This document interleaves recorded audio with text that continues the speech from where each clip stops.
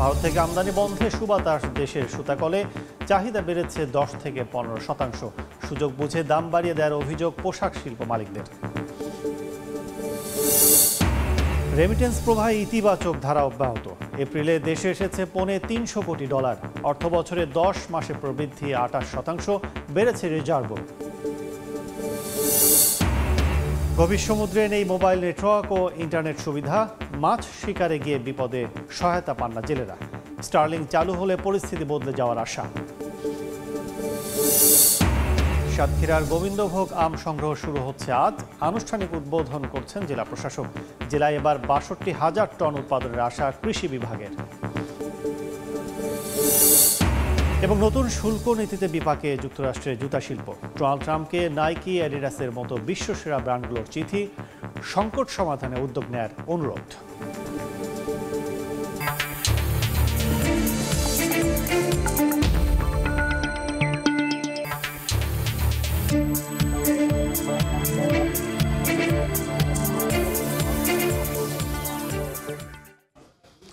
দেখছিলেন শিরোনাম। আমন্ত্রণ জানাচ্ছি দেশ ও দেশের বাইরের অর্থ বাণিজ্যের নানা খবর নিয়ে আমাদের নিয়মিত আয়োজন এ সময় বাণিজ্যে। আপনাদের সঙ্গে আছি আমি কাজল আব্দুল্লাহ। দর্শক, অর্থ বাণিজ্যের পাশাপাশি আজ আমরা আলোচনা করব দেশীয় সুতার বাজার নিয়ে। আমাদের সাথে ভার্চুয়ালি যুক্ত আছেন Bangladesh textiles mills association BTM এর পরিচালক প্রকৌশলী রাজীব হায়দার। এ সময় বাণিজ্যে আপনাকে স্বাগত জানাচ্ছি। জি, ধন্যবাদ আপনাকে আমাকে আজকে আমন্ত্রণ জানানোর জন্য। আমরা আলোচনা করব, তবে দেখে আসবো এ সংক্রান্ত একটি প্রতিবেদন। জি, ভারত থেকে স্থলপথে সুতা আমদানির বন্ধের পর দেশের সুতা কলে চাহিদা বেড়েছে 10 থেকে 15%। তবে জ্বালানি সংকটে ভুগতে থাকা তৈরি পোশাক শিল্প মালিকদের অভিযোগ, সুযোগ বুঝে কেজিতে 45 সেন্ট পর্যন্ত দাম বাড়িয়ে দিয়েছেন কল মালিকরা। এ অবস্থায় অর্থনীতিবিদরা বলছেন, পোশাক খাতকে যেন জিম্মি করতে না পারে সুতা কলগুলো, সেদিকে যেমন নজর দিতে হবে, তেমনি রফতানি বাজার টিকে থাকতে নিশ্চিত করতে হবে নিরবিচ্ছিন্ন জ্বালানি সরবরাহ। SM আরেফিনের রিপোর্ট। দেশের রপ্তানিমুখী পোশাক শিল্পে যে পরিমাণ সুতার প্রয়োজন হয় বছরব্যাপী, তার সিংহভাগেরই যোগান দিতে সক্ষম দেশীয় বস্ত্রকল। প্রায় 450 কোটি কেজি উৎপাদন সক্ষমতা নিয়ে নিট পোশাক কারখানায় প্রায় শতভাগ, আর ওভেনের অর্ধেক চাহিদা মেটাতে পারে দেশের 527টি বস্ত্রকল। ভারত থেকে সহজে ও সুলভে সুতা আমদানি বাড়তে থাকায় চাপে পড়ে দেশের $22 বিলিয়ন এই শিল্প। Bangladesh textile mill association BTM এর তথ্য, আমদানির কারণে গেল ফেব্রুয়ারি পর্যন্ত দেশীয় কারখানায় অবিকৃত থেকে যায় প্রায় 8,000 কোটি টাকা সুতা। তবে গেল 13 এপ্রিল স্থলপথে ভারত থেকে সুতা আমদানি বন্ধের সিদ্ধান্তের পর দেশের বাজারে 50 থেকে 60 কাউন্টের সুতার চাহিদা বেড়েছে 10 থেকে 15%। যদিও বিদ্যুৎ সংকটে কাঙ্ক্ষিত পর্যায়ে বাড়ছে না ক্রয়াদেশ। স্প্রিং থেকে ডেলিভারি হওয়া সুতা কিন্তু আসলে কাপড় তৈরি করতে পারতেছে না, বা ডাইং করে ফিনিশ প্রোডাক্ট করতে পারতেছে না। এজন্য ডিমান্ড থাকা শর্ত কারেন্টের স্বল্পতার জন্য আমরা মার্কেটে ফাইন্যান্সিয়াল মুভমেন্ট বা কনজামশনটা কম দেখতেছি। এদিকে নিট পোশাক রপ্তানিকারকদের অভিযোগ, চাহিদা বাড়ায় মান ভেদে প্রতি কেজি সুতার দাম 45 সেন্ট পর্যন্ত বাড়িয়েছেন সুতাকল মালিকরা, যা মানতে নারাজ BTM। আমরা যদি জাহাজেও সেই সুতাটা আনি, তাহলে $2.90 আমরা 30 সিঙ্গেল কম্প্যাক্ট সুতা পাচ্ছি। সেখানে বাংলাদেশে সেটা কম করে হলো 3.35 থেকে 3.50 চাচ্ছে। আমরা বসে সুতার দাম ফিক্স করতে পারি না, কারণ এইটা কোনো আইনের মধ্যেও পড়ে না। এটা বায়ারের ডিপেন্ড, কারণ একই বাজারে তার কোয়ালিটি ভেদে 10 সেন্ট ডিফারেন্স থাকতে পারে, তার পেমেন্ট ভেদে 10 সেন্ট ডিফারেন্স থাকতে পারে। এই অবস্থায় রপ্তানি আয় বাড়াতে সাশ্রয়ী মূল্যে সুতার উৎপাদনে সরকারকে এগিয়ে আসার পাশাপাশি কারখানায় নিরবচ্ছিন্ন জ্বালানি সরবরাহের পরামর্শ দিচ্ছেন অর্থনীতিবিদরা। যে সমস্ত জায়গায় আমাদের সক্ষমতা রয়েছে সেগুলো আমাদের উদ্যোক্তারা লোকাল মার্কেট থেকেই নেন, কিন্তু সমস্ত ধরনের সুতা আমরা অভ্যন্তরীণভাবে এখনও উৎপাদন করার সক্ষমতা তৈরি হয়নি, এবং সে কারণে আমাদের বাইরের দেশগুলো থেকে আমদানি করতে হয়। অভ্যন্তরীণ পর্যায়ে সুতা উৎপাদনের ক্ষেত্রে যে গ্যাস এবং বিদ্যুতের প্রাপ্যতা নিশ্চিত করা এবং সেক্ষেত্রে মূল্য ঊর্ধ্বমুখী না হওয়া, সেই জায়গাটির ক্ষেত্রে সরকারের উদ্যোগ নেওয়া প্রয়োজন। শুল্ক যুদ্ধের অস্থির বিশ্ববাজারে দেশের এক শিল্প যেন আরেক শিল্পের উপর চাপ না বাড়ায়, সেদিকে নজরদারি বাড়ানোর তাগিদও তাদের। স্থলপথে সুতা আমদানি বন্ধের পর স্থানীয় বাজার সম্প্রসারণের যে সুযোগ তৈরি হয়েছে, তা এগিয়ে নিতে পোশাক খাত সংশ্লিষ্ট সকল পক্ষের সহযোগিতা দরকার বলে মনে করেন বিশেষজ্ঞরা। MS আরিফিন, সময় সংবাদ, ঢাকা। আমরা প্রতিবেদনটি দেখলাম, চলে যাব আলোচনা। আমাদের সাথে যুক্ত আছেন BTM এর পরিচালক প্রকৌশলী রাজীব হায়দার। জনাব রাজীব, আমরা শুরুতে একটু জানতে চাই যে দীর্ঘদিনের যে আলোচনা ছিল যে দেশীয় সুতা শিল্প অনেকটা ভঙ্গুর অবস্থা, শেষ হয়ে যাওয়া, নানা অস্থিরতা আমরা দেখছিলাম। সেখানে ভারত 13 এপ্রিল থেকে যে সুতা আমদানি স্থলপথে যেটা বন্ধ করেছে, এখন কি অবস্থা একটু যদি বলেন। প্রথমে ধন্যবাদ আমাকে আমন্ত্রণ জানানোর জন্য। এই মুহূর্তে আপনারা জানেন যে একটি এসআরও বা প্রজ্ঞাপনের মাধ্যমে ভারত থেকে শুধুমাত্র সুতা নয়, প্রায় 12টি বা 13টি পণ্য স্থলপথ দিয়ে আমদানি নিষিদ্ধ করা হয়েছে বা বন্ধ করা হয়েছে। সের ভিতরে আমাদের সুতাও একটা ওয়ান অফ দ্য প্রোডাক্ট ছিল, আরো কিছু প্রোডাক্ট আছে। তো যেহেতু আমি টেক্সটাইল সেক্টরের প্রতিনিধিত্ব করি, সো আমি এখানে আসলে একটু বলতে চাই এই ব্যাপারে আসলে আমাদের কতগুলো ভ্রান্ত ধারণা আছে যে আমাদের সুতার দাম 45 ভাগ আমরা 45 সেন্ট পার কেজিতে বাড়িয়ে দিয়েছি, বা আমরা এখন কম্পিটিটিভ প্রাইজে সুতা দিব না দেখে আমাদের অর্ডার ধরতে আমাদের আলটিমেট বায়ারদের, আমাদের গার্মেন্টস ম্যানুফ্যাকচারারদের সমস্যা হবে। আসলে ব্যাপারটা ঠিক না। আমরা বহুদিন যাবতই এই বেনাপোলের সুতা আমদানির ব্যাপারে বন্ধ করার ব্যাপারে স্থলপথ দিয়ে কথা বলে আসছিলাম, কারণ এখানে মিস ডিক্লারেশনের মাধ্যমে এক কাউন্টের সুতার জায়গায় অন্য কাউন্টের সুতা ডিক্লেয়ার করে সুতা আসতো, এবং যেটা আমাদেরকে লোকাল সুতার মিলগুলোকে মারাত্মকভাবে তাদের ব্যবসাতে হুমকির সম্মুখীন করেছে। 30 কাউন্টের সুতা বলে 60 কাউন্টের সুতা ঢুকতো, 2 গাড়ির সুতা বলে হয়তো 3 গাড়ির সুতা ঢুকতো। আসলে ওখানে কোনো proper mechanism of protection and monitoring ছিল না। এই কারণেই কিন্তু আমরা এই দাবিটা অনেক দিন ধরে করে আসছি। এটা আজকের দাবি না, গত 15-16 বছর যাবৎ আমরা বলে আসছি, এবং আমরা খুবই আন্তরিকভাবে কৃতজ্ঞ যে আমাদের বর্তমান সরকার এই পরিস্থিতিতে যৌক্তিক অনুধাবন করে এ ব্যাপারে একটা সময়োচিত পদক্ষেপ গ্রহণ করেছেন। এবং আমি বলবো যেটা আসলে এ ব্যাপারে একটা জিনিস ক্লিয়ার করা দরকার, আমরা যারা বলছি আমাদের টোটাল ইম্পোর্টের মাত্র 8 থেকে 9% সুতা স্থলপথ দিয়ে আসতো। এটা বিজিএমই এবং বিকেএমই এর যারা আছেন তারাই আমাদের সাথে শেয়ার করেছেন, এবং আপনারা যদি ঘেটে দেখেন তাহলে এটাই পাবেন, কারণ এটা এনবিআর এর থেকে আমি গেলে আমি প্রকাশিত তথ্য পাই। তা আমার মনে হয় না এটার জন্য এক্সপোর্ট মার্কেটের কোনো সমস্যা হবে, কারণ নৌ বন্দর দিয়ে ওনারা যে কোনো সময় যত কোয়ান্টিটি সুতা দরকার ওনারা আনতে পারবেন, এবং কোনো অবস্থাতে এই মার্কেট পরিস্থিতিতে আমি চাইলেই 40-45 ভাগ সুতার দাম বাড়িয়ে দিয়ে আমি এখানে সাস্টেন করতে পারবো না। একটু যদি বলেন যে জনাব রাজীব, সেটা হচ্ছে যে হিসেব পরিসংখ্যান আসলে আপনার কাছে আছে কিনা, যে স্থলপথে কত পরিমাণ আসতো এবং নদী পথে কি সাগর পথে কত আমি আপনাকে আসলে আমার কোয়ান্টিটিতে বা ফিগারে এই মুহূর্তে আমার সংখ্যাটা মনে নাই, তবে আমি যতটুকু মোটামুটি নিশ্চিতভাবে বলতে পারি এটি টোটাল ইম্পোর্টার 8 থেকে 9 ভাগের বেশি ছিল না। আরেকটি বিষয় বলছিলেন যে হিসেবে যে গরমিল, সেটি হচ্ছে যে পোর্টে অনেক সময় হিসেব ছাড়া অনেক পণ্যই কিন্তু ভিতরে চলে, বাংলাদেশের ভিতরে চলে আসতো। সেক্ষেত্রে আসলে সেখানে আসলে সমস্যা কি ছিল, আপনারা কি মনে করেন? এটি কি বন্ডের সুবিধায় যে পণ্য নিয়ে আসার কথা ছিল সেটিও কি আসতো, আবার ইন্টারনাল মার্কেটে সেটিও আসতো?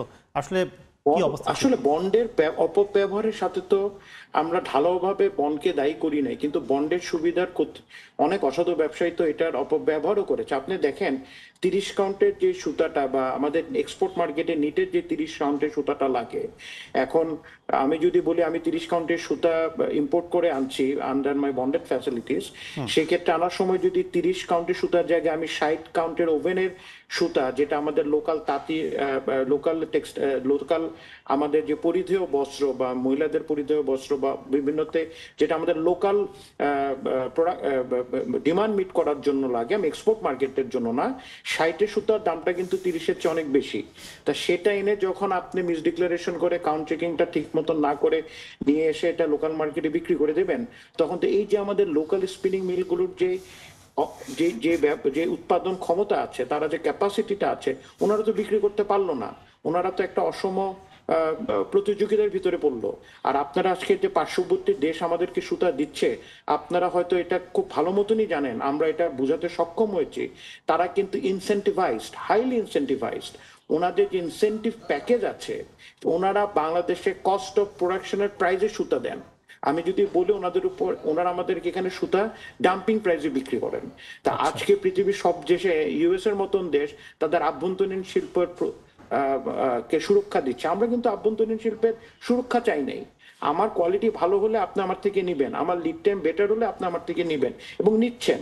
আমি বলেছি যে স্থল পোর্টে যে অরাজকতাটা চলতেছে এটা বন্ধ করতে হবে, সো এখান থেকে সুতা আমদানি বন্ধ করতে হবে। আর লোকাল শিল্পের প্রোটেকশন দেওয়া এবং প্রণোদনা দেওয়া, এটা তো আসলে আমার মনে হয় সরকারের সময়োচিত পদক্ষেপ বলে আমি মনে করি।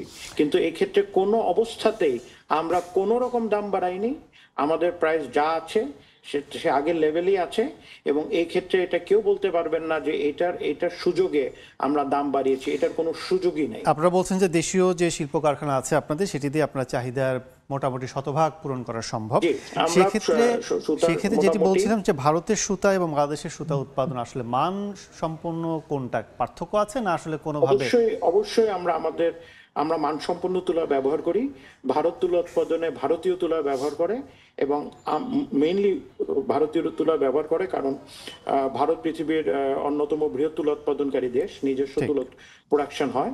আর বাংলাদেশের তুলা কিন্তু 100% ইম্পোর্ট বেসড, এবং আমরা পৃথিবীর ইউএসএ থেকে, আফ্রিকা থেকে, অস্ট্রেলিয়া থেকে আমরা বেস্ট কোয়ালিটির তুলা আনছি। এবং আমাদের যে এস্টাবলিশমেন্ট, মানে আমাদের যে ক্যাপিটাল মেশিনারিজ আমাদের স্পিনিং মিলগুলোতে, এটা সর্বাধুনিক প্রযুক্তির মেশিন, এগুলো state of the art machineries, এবং আমি নির্দ্বিধায় বলতে পারি আমাদের সুতার কোয়ালিটি পার্শ্ববর্তী যে কোনো প্রতিযোগী দেশের সুতার কোয়ালিটির চেয়ে বেটার।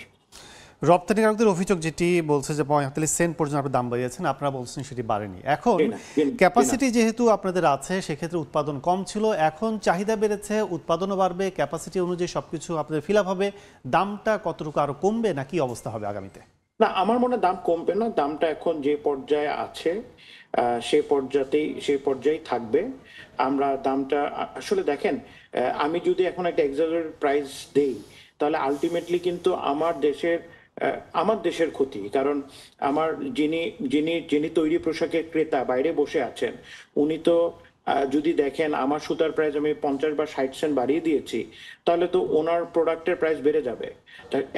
এক সময় কি হবে, এক সময় বাংলাদেশের এই অতিরিক্ত দাম যদি পণ্যের বেড়ে যায় এই গার্মেন্টসের, তখন কিন্তু উনি অল্টারনেটিভ সোর্সিং করতে শুরু করবেন। তা এটা তো নিশ্চয়ই বাংলাদেশের অর্ডারটা আলটিমেটলি এই দেশ থেকে অন্য দেশে চলে যাক, এইটা কিন্তু কারো কাম্য না, এটা আমারও কাম্য না, আমাদের আরএনজিও সেক্টরের নেতৃবৃন্দ বা যারা উদ্যোক্তা আছেন তাদেরও কাম্য না। এবং এখানে এই কম্পিটিটিভ প্রাইসে কোয়ালিটি এনশিওর করে আমাকে সুতা দিতে হচ্ছে বা আমার সে সক্ষমতা আছে। আমি মনে করি আমাদের ইনহেরেন্ট অ্যাডভান্টেজটা কাজে লাগালে আমাদের যারা গার্মেন্টসের শিল্পোদ্যোক্তারা আছেন তারা উল্টো এখন আরো ভালো বেনিফিট হবেন, কারণ আমাদের অনেক ক্যাপাসিটি যেগুলো আইডল পড়েছিল আমরা আবার উৎপাদন আনতে পারবো। আমাদের নিজেদের ভিতরে প্রতিযোগিতা বাড়বে, কারণ আমাদের নিজেরই তো ওভার ক্যাপাসিটি, আমাদের সাপ্লাই সাইডটা অনেক স্ট্রং। তা যখন একটা দেশের সাপ্লাই সাইড খুব স্ট্রং থাকে, নিজেদের ভিতরে আমাদের কঠিন প্রতিযোগিতা থাকে, তখন চাইলেই তো আমি সুতার দাম অ্যাব্রাপ্টলি বাড়াতে পারবো না, কারণ আমাকে তো অর্ডারটা এনশিওর করতে হবে। আমার মনে হয় এই জায়গাতে আমাদের একটা বোঝার বড় দরকার আছে। আসলে জিনিসটা তা না, এটা কোনো অলিগোপলি না, এটা একটা অনেক অনেক অনেক খেলোয়াড় এই ফিল্ডে খেলছেন। সো আমি চাইলেই সুতারটা আমি এভাবে বাড়িয়ে কাউকে জিম্মি করতে পারবো না, বা উনিও আমাকে জিম্মি করতে পারবে না। জনাব রাজীব, আপনাকে অনেক ধন্যবাদ। আমরা চাই যে আমাদের সুতা শিল্প আগামীতে আরো এগিয়ে যাক। অনেক অনেক ধন্যবাদ আমাদের সাথে যুক্ত হওয়ার জন্য। জি, ধন্যবাদ। দর্শক, আলোচনা করছিলাম বাংলাদেশের সুতা শিল্প, আমদানি এবং অভ্যন্তরীণ উৎপাদন সব ব্যবস্থা নিয়ে। আমাদের সাথে যোগ দিয়েছিলেন বিটিএমএ পরিচালক প্রকৌশলী রাজীব হায়দার। দেখছেন এ সময় বাণিজ্য। রেমিটেন্স প্রবাহে সুবাতাস অব্যাহত রয়েছে। এপ্রিলে এসেছে $300 কোটি, আর চলতি অর্থ বছর প্রথম 10 মাসে এসেছে প্রায় $2,500 কোটি, যা গেল বছরের একই সময়ের তুলনায় 28% বেশি। রেমিটেন্স বাড়ায় রিজার্ভ দাঁড়িয়েছে প্রায় $2,200 কোটি। রমজান ও ঈদ উপলক্ষে মার্চে দেশের ইতিহাসে সর্বোচ্চ রেমিট্যান্স আসার পর এপ্রিলে তা কিছুটা কমে এসেছে $275 কোটি 20 লাখ মার্কিন ডলার, যা গেল বছরের একই সময়ের তুলনায় 34.6% বেশি। বাংলাদেশ ব্যাংকের হালনাগাদ প্রতিবেদনের তথ্য, চলতি অর্থ বছরে জুলাই এপ্রিল সময়ে 10 মাসে প্রবাসীরা পাঠিয়েছেন $2,453 কোটি, যা আগের অর্থ বছরের একই সময়ের তুলনায় 28% বেশি।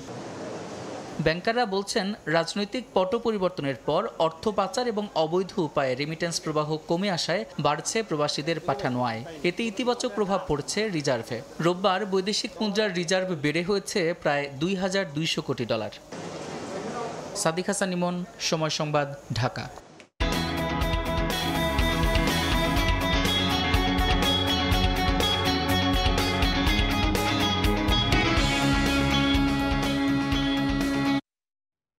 বেনাপোল বন্দরে উদ্ভিদ সঙ্গ নিরোধ ভবন ল্যাবে জনবল না থাকায় গত 6 মাস ধরে বন্ধ রয়েছে মান নির্ণয় কার্যক্রম।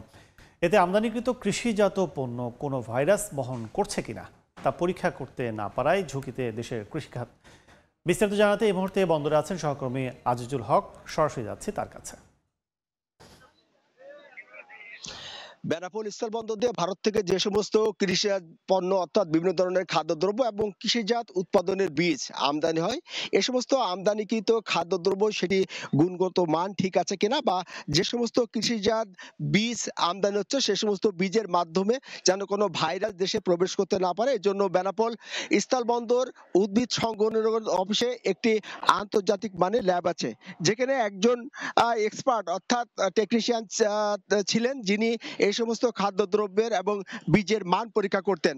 তবে এখানের গত 6 মাস আগে এখানকার যে টেকনিশিয়ান ছিলেন সেই টেকনিশিয়ানকে অন্যত্র বদলির ফলে বর্তমানে যে ল্যাব আছে ল্যাব জনশূন্য আছে এবং এই জনশূন্যতার ফলে কিন্তু এখানে যে ল্যাবের যে পরীক্ষা কার্যক্রম সেটি সম্পূর্ণভাবে বন্ধ আছে।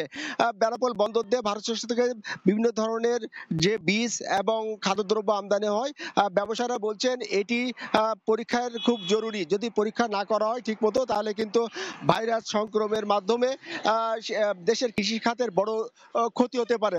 আমরা কথা বলেছি উদ্ভিদ সংগ্রহ কর্মকর্তার মাধ্যমে, তিনি আমাদেরকে জানিয়েছেন যে দ্রুত যাতে এখানে অর্থাৎ ল্যাবে জনবল নিয়োগ করা হয় তার জন্য তিনি সংশ্লিষ্ট কর্তৃপক্ষকে জানিয়েছেন। তো এই ছিল বেনাপোল স্থলবন্দরে থেকে যে বেনাপোল স্থলবন্দর যে ল্যাব আছে সেই ল্যাবে জনবল শূন্যের কারণে যে পরীক্ষা কার্যক্রম বন্ধ আছে এবং এর ফলে কৃষিজাত পণ্যে ভাইরাস সংক্রমণের ঝুঁকি বাড়ছে তার সর্বশেষ। এখন সরাসরি ছিলাম বেনাপোল স্থলবন্দরে। দেখছেন এ সময় বাণিজ্য, সঙ্গেই থাকুন। পুঁজিবাজারের খবর। প্রধান পুঁজিবাজার ঢাকা স্টক এক্সচেঞ্জ ডিএসইতে সূচকের মিশ্র প্রবণতা নিয়ে চলছে লেনদেন। সবশেষ বাজার পরিস্থিতি জানাতে নিয়ে যাচ্ছি ডিএসইর ওয়েবসাইটে। মিশ্র প্রবণতার অংশ হিসেবে আমরা যদি একটু বলি সেটি হচ্ছে যে ডিএসইর সরিয়া সূচক সেটি কিন্তু আমরা দেখছি যে নিম্নমুখী অবস্থান এবং 3 পয়েন্ট বেড়ে ডিএসইর প্রধান সূচক ডিএসই এক্স অবস্থান করছে 4959 পয়েন্টে। এছাড়া ডিএসইর বিশেষায়িত যে সূচক সেটি ডিএসই 13 4 পয়েন্ট বেড়েছে, অবস্থান করছে 1838 পয়েন্টে। এছাড়া যদি আমরা বলি যে সব মিলে এখন পর্যন্ত 179টি প্রতিষ্ঠানের শেয়ার দর ঊর্ধ্বমুখী, 131টি প্রতিষ্ঠানের শেয়ার দর আমরা দেখছি যে নিম্নমুখী এবং অপরিবর্তিত অবস্থায় রয়েছে 79 প্রতিষ্ঠানের শেয়ার দর। এছাড়া হাত বদল হয়েছে 50,759টি শেয়ার, যার বাজার মূল্য আমাদের 311 কোটি টাকা। আমরা যেটি বলি যে গত সপ্তাহের শেষ যে কার্যক্রম সেটি হচ্ছে যে তারপরে রোববারের যে কার্যক্রম ছিল সেটি কিন্তু আমরা দেখছি যে ঊর্ধ্বমুখী প্রবণতায় ছিল, অর্থাৎ 38 পয়েন্ট কিন্তু ঊর্ধ্বমুখী ছিল শেষ গতকালের 4956 পয়েন্টে শেষ করেছে ডিএসইর প্রধান সূচক। 6 পয়েন্ট ঊর্ধ্বমুখী অবস্থা কিন্তু শেষ করেছে ডিএসইর সরিয়া সূচক, ছিল 1100 পয়েন্টে। এছাড়া 11 পয়েন্টও কিন্তু ঊর্ধ্বমুখী ছিল ডিএসইর 30 সূচকে। সেক্ষেত্রে সব কিছু বলা চলে যে আজকে বাজার যেহেতু শুরু হয়েছে সেই বাজার আসলে শেষ সময় পর্যন্ত আসলে কি হবে সেটি কিন্তু বড় ব্যাপার, এবং এই মিশ্র প্রবণতার মধ্যে দিয়ে কিন্তু কখনো বাজার বাড়তে এবং কখনো নিম্নমুখী, এই অবস্থায় কিন্তু বিনিয়োগকারীদের যে আশা সেটি কিন্তু হতাশা আবার আশা এরকম অবস্থা কিন্তু চলে। তো এখন পর্যন্ত এই ছিল ডিএসইর সবশেষ। দেখছেন এ সময় বাণিজ্য।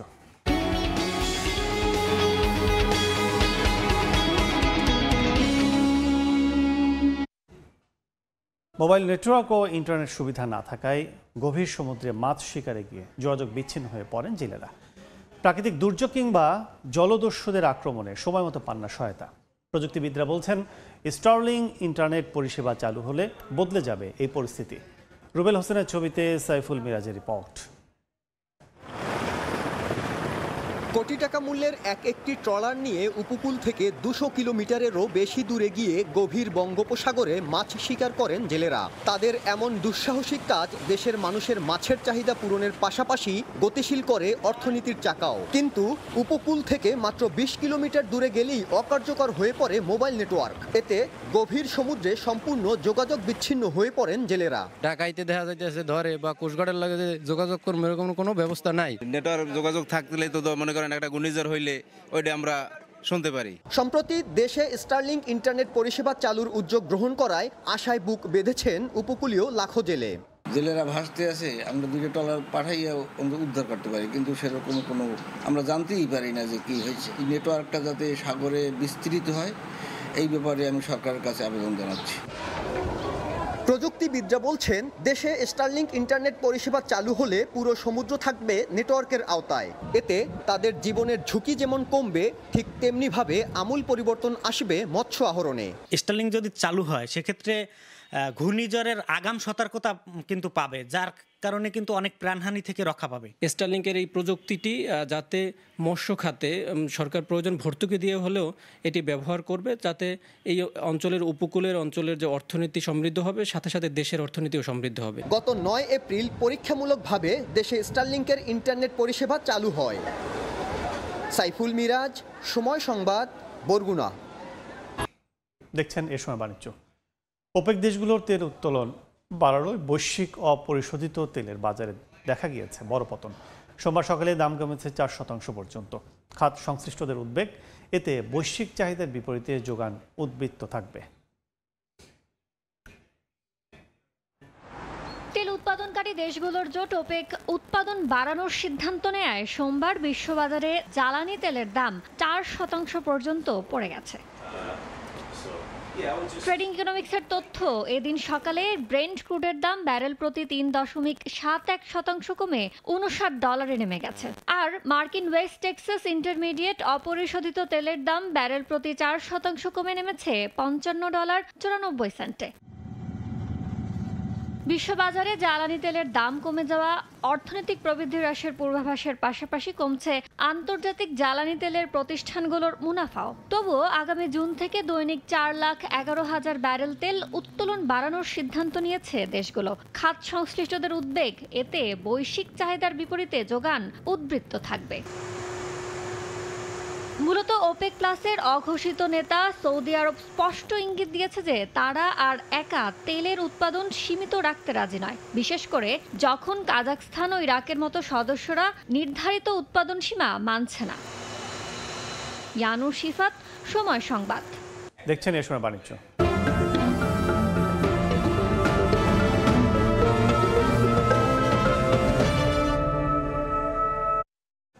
মানিকগঞ্জের সবচেয়ে বড় পেঁয়াজের হাট শিবালয় উপজেলার বরঙ্গাইল।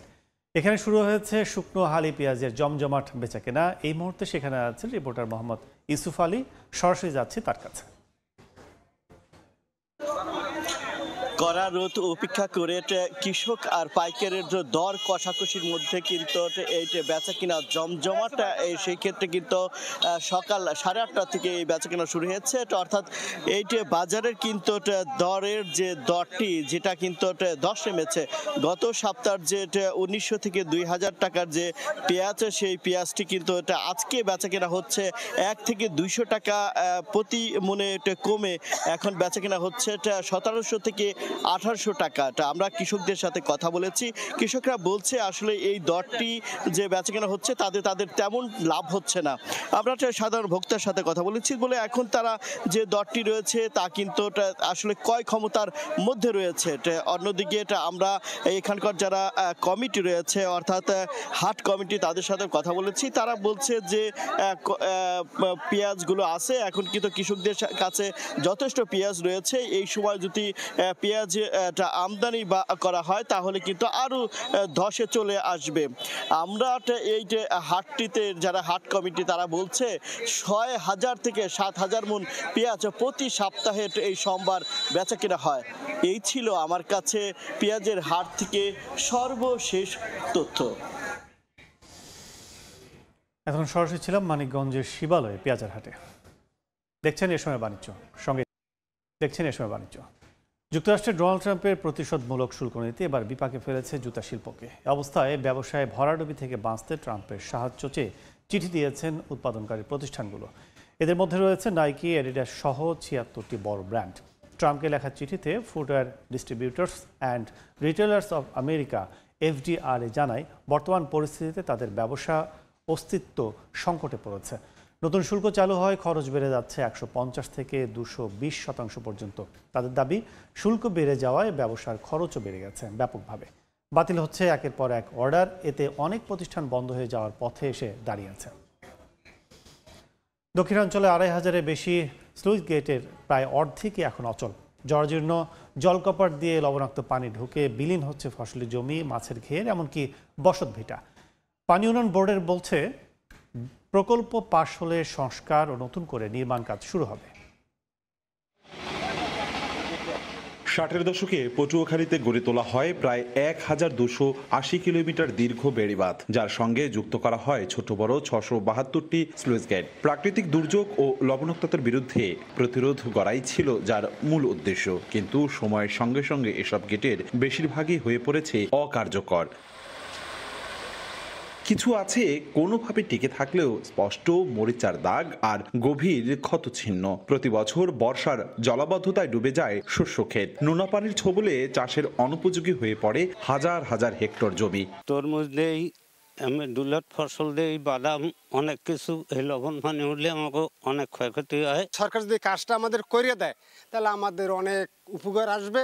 বরগুনার বগিবাজারে নির্মাণ করা স্লুইস গেট সংস্কার না করায় এখন বেহাল দশা। একই অবস্থা জেলার ৭৫০ স্লুইস গেটের। প্রতি বছর অকেজো স্লুইস গেটের কারণে নষ্ট হচ্ছে ফসল। তাই স্লুইস গেটগুলো সংস্কার ও পুনর্নির্মাণের দাবি কৃষকদের।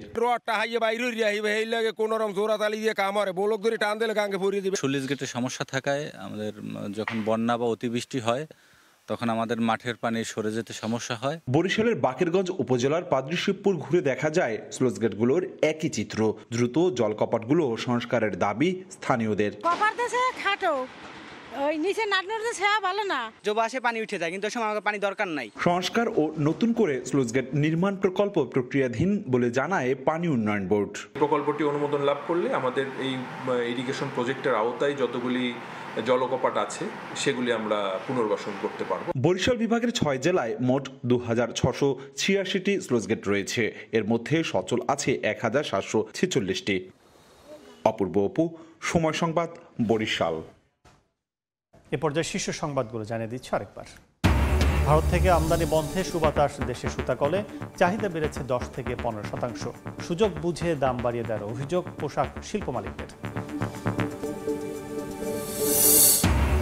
রেমিটেন্স প্রবাহে ইতিবাচক ধারা অব্যাহত। এপ্রিলে দেশে এসেছে $৩০০ কোটি। অর্থ বছরে 10 মাসে প্রবৃদ্ধি 28%। বেড়েছে রিজার্ভও। গভীর সমুদ্রে নেই মোবাইল নেটওয়ার্ক ও ইন্টারনেট সুবিধা। মাছ শিকারে গিয়ে বিপদের সহায়তা পান না জেলেরা। স্টারলিং চালু হলে পরিস্থিতি বদলে যাওয়ার আশা।